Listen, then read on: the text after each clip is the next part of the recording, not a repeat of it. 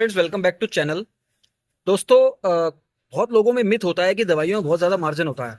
तो आपको बता दूं कि दवाइयां तीन प्रकार की होती हैं दोस्तों। सबसे पहली मेडिसिन होती है एथिकल, नंबर सेकंड पर आता है जेनरिक, और नंबर थर्ड पर आता है ओटीसी यानी over the counter. Generic medicine non branded medicine होती है, लेकिन इन दोनों का रिजल्ट बिल्कुल सेम होता है। एथिकल और जेनरिक मेडिसिन का रिजल्ट 100% होता है दोस्तों। बस जेनरिक मेडिसिन की एक्सपायरी वापस नहीं होती है, इसलिए उसको रिटेलर को मार्जिन बहुत अच्छा मिलता है। उन मेडिसिन में रिटेलर को मार्जिन अच्छा मिलता है, लेकिन एथिकल दवाइयों में केवल रिटेल का मार्जिन 20 से 25% तक का होता है। जेल दवाइयाँ की एक्सपायरी होती है, एक्सपायरी वापस होती है, जिसका कॉस्ट भी कंपनी को ही बेयर करना पड़ता है। वो कंपनी का नुकसान होता है दोस्तों, सीधा सीधा नुकसान होता है। ऐसे ही जेनरिक दवाइयों की एक्सपायरी वापस नहीं होती है, या तो वो बेचेगा या फिर अगर एक्सपायर हो जाएगी तो उसको डिस्ट्रॉय करेगा।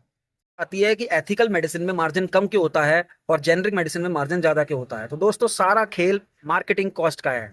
एथिकल मेडिसिन में एमआर की सैलरी होती है, बहुत हाई पेबल सैलरी होती है उनकी। जेनरिक मेडिसिन के एमआर की सैलरी उतनी नहीं होती है। जेनरिक मेडिसिन जनरली मेडिसिन यानी मेडिकल वाला अपने काउंटर से ही बेच। इसी मेडिसिन का मार्जिन बहुत ही कम होता है, यानी जिन जिन भी मेडिसिन का ऐड आता है उनका मार्जिन बहुत ही कम होता है, क्योंकि सारा खर्चा कंपनी ऐड पर कर देती है। तो रिटेल पर जो डिमांड आती है वो ऐड के थ्रू ही आती है, इसलिए रिटेलर को मार्जिन बहुत ही कम दिया जाता है।